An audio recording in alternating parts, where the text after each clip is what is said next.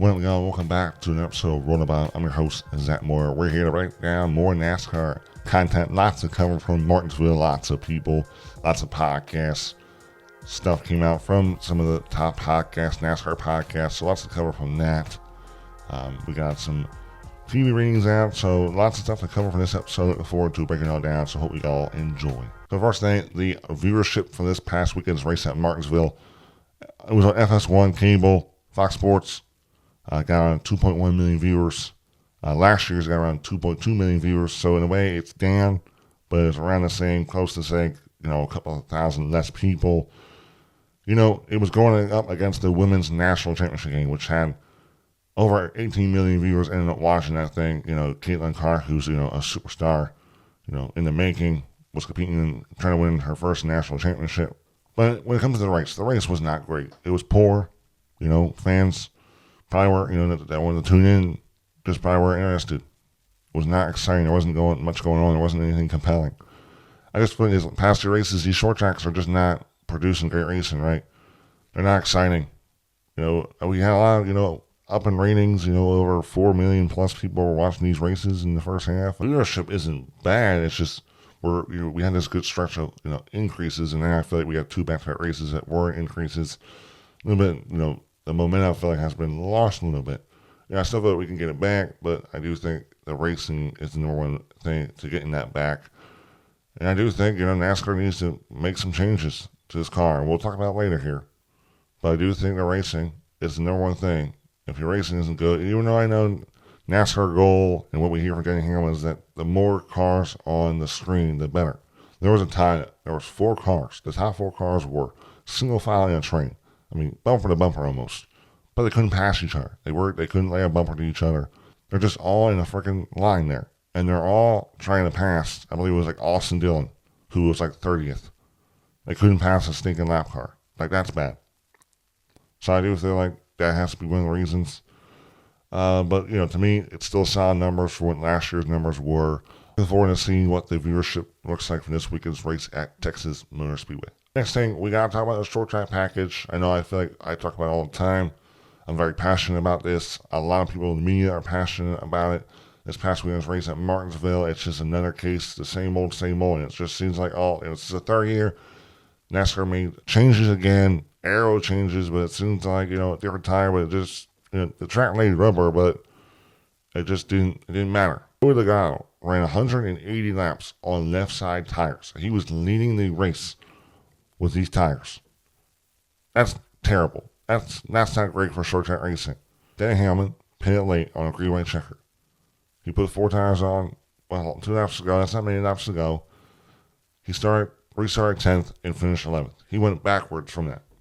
Tires need to be bigger of a deal, and they're not. Well, Elton Sawyer, VP of competition for NASCAR, was back on the SiriusXM NASCAR radio show and addressed this past weekend's race and addressed the short track package again. We are not naive to this, Sawyer said. We as NASCAR want our short track package to be better. We want that racing to be at the level that super speedways and our intermediate racetracks are today. I promise you, we are working as hard as we can with Goodyear, and we need to work harder. That's the bottom line. We need to work harder to come to a place where, as I said a couple of weeks ago, we need to figure out how to bolt what we learned at Bristol and also what we learned the first 30 laps at Richmond last week on how the race unfolded. So from his comments, he says he wants to make the short track racing as good as the super speedways and intermediates. Well, the super speedway racing is not great there. They got to fix that racing too. That's not great. The main thing from these comments is they see the tire as the number one goal to fixing the short track package, which in a way, they're kind of right. What we saw at Bristol was awesome. People want to say it's too extreme, drivers complaining, too crazy. To me, it wasn't. It's what we needed. I mean, freaking half throttle, managing your stuff, tires blowing out, coordinating. They weren't full-on blowouts. They were coordinating. Drivers knew. We need to skill the talent to show more. We saw Denny Hamlin, Martin Truex, Brad Keselowski, 1, 2, 3. The veterans in the sport managed their tires the best to make it happen, and they reaped the benefits of it. It was awesome. And, you could push early in the run and pass cars. But then you end up burning your stuff up, and your tires would core much earlier, lose spots, And then if people were saving, we were able to move to the front. That was awesome. It was incredible. Where's that tire? And it seems like NASCAR still doesn't know. But also, besides talking about the Bristol race, he also brought up that they are going to look at, the 30 laps of the Richmond race when they were on slick tires, which are grooved. So is NASCAR looking at maybe a grooved tire? Less rubber on asphalt, so less grip. There's a lot of things wrong with this car when it comes to NASCAR standards. This car drives. It's a great car. It drives too good. And there's a lot of things to it. Braking, big brakes, big tires, lower horsepower, heavy car, shifting. That's not going to be great for short track racing. But I do believe if they can find a tire that wears extremely like Bristol, I do think the racing can get really, really good. Denny Hamlin on his podcast brought up about maybe Dale Earnhardt Jr. doing some tire tests at some near short tracks. Denny Hamlin on his podcast came up with a great solution about how we can find the right tire for short tracks. Get NASCAR's car, get Dale Jr., and get him to go to Richmond, and get him to go to Martinsville, and test tires. And you don't run, he gets to pick out the tire that we run. It'd be great publicity. This is Dale Jr.'s tire. Let's see how it does. So from those comments, Denny Hamlin brings up that NASCAR should have Dale Earnhardt Jr. test a bunch of different tires at like Richmond and Martinsville. It'd be a NASCAR sanctioned test. And Dale Earnhardt Jr. will pick the tire that he thinks is the best for short tracks. And it'll be like a great way to advertise. It'd be the Dale Earnhardt Jr. tire. Dale Earnhardt Jr., a very knowledgeable guy in the sport, history, most popular driver, one of the biggest stars in sports history. He would be the perfect guy to do this. He's a very passionate guy on this short track stuff. I think this is a perfect way. And it looks like Dale Earnhardt Jr. is even down. It's from an X tweet from Dirty Mo Media, which Dale Earnhardt Jr. owns. It was Jeff Lutt ranting about a short track package, how it's terrible, and Dale Earnhardt Jr. kind of threw his feedback into it. And then Denny Hamlin replied, "Thanks for your feedback. Now get your butt to Richmond and Martinsville and test some tires for us." And Dale Earnhardt Jr. replied, "I'm available for hire." So it looks like Dale Earnhardt Jr. is down to do this. This would be the perfect scenario. This would be awesome. Hopefully NASCAR sees this and actually considers this, because I think this would be a win-win situation for both. NASCAR gets a Dale Earnhardt Jr. approved tire for short tracks, and then Dale Earnhardt Jr. gets some more seat time in this next-gen car to hopefully help fans when he broadcasts next season to help get a better feel for the next-gen car at short tracks. That's going to help him in the booth too. All I hope from all this is that the next time we go to a short track, which is a point race, that we have a much different tire. Last week, we had the beef between Denny Hamlin and Marcus Smith. It was on X, mostly known as Twitter. And it was all started off with a picture of a Sonoma repave that looked like the repave was really, really thinned, and it also was chipping. And this stopped on-track activity for a sports car event. Denny Hamlin replied about this, and then Marcus Smith replied, and then it went on to this overall ongoing battle, and it got really, really personal, some personal shots. Well, Denny Hamlin was on his podcast and kind of talked about what led to his frustration with Marcus Smith and that really bad repaid job at Sonoma. So it's frustrating because, we know that they're taking a bulk of and whenever we go to an SMI track, they're taking the bulk of the money from the TV revenue. And I know personally how much that I've invested in 2311. I would venture to guarantee you that 2311 has invested more in this sport than SMI has invested in the last 10 years. And we've done it in 4 years. Just one team has invested more in this sport.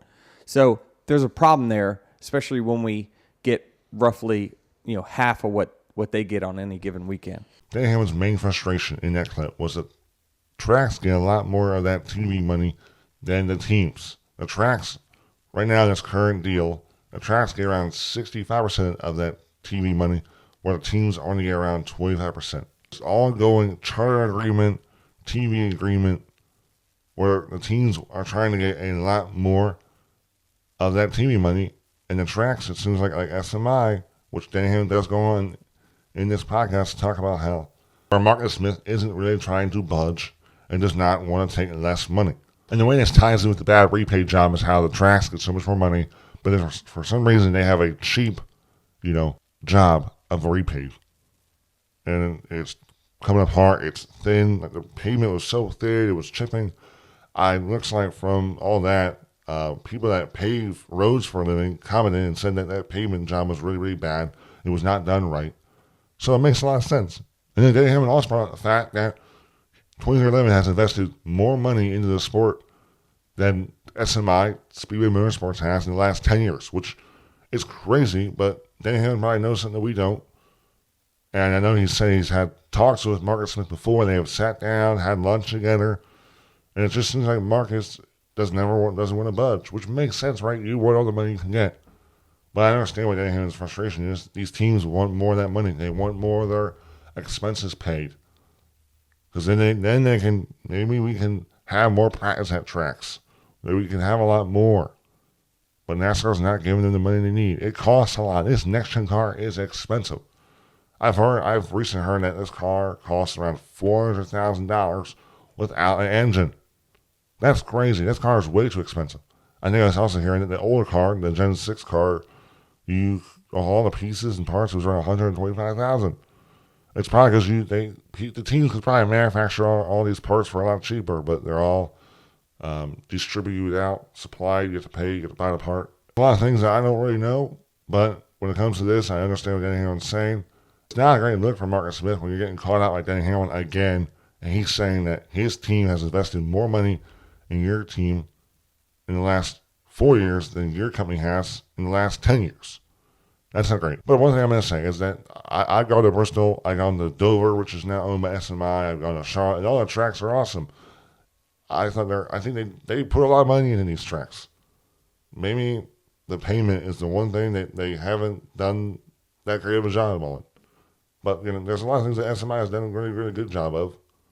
So I'm not going to say that they're not that. I don't have an issue with SMI, but I'm definitely more on the team side. The teams are what make NASCAR. Without teams, you got no NASCAR. There are some people out there that just watch the super speedways just because of the track and not from the drivers. But teams are NASCAR. And it'll just be interesting to see, what comes out of this. I mean, we haven't heard much. It's this whole negotiation, charter agreement, TV agreement. There hasn't really been much going on with that. Who knows how long this thing can drag out to? This is a big deal. This is not be a great look. The longer this thing goes out, the worse and worse it looks. We don't want our teams. We want our sport to be healthy. We don't want our sport to be unhealthy when it comes to this kind of stuff. Us fans will have to sit back and wait and see how it plays out. Well, thank you guys for watching. I hope you guys enjoyed. Stay tuned to more NASCAR content. Let me know what you thought about everything I talked about today. And I'll see you in the next one. Goodbye, y'all.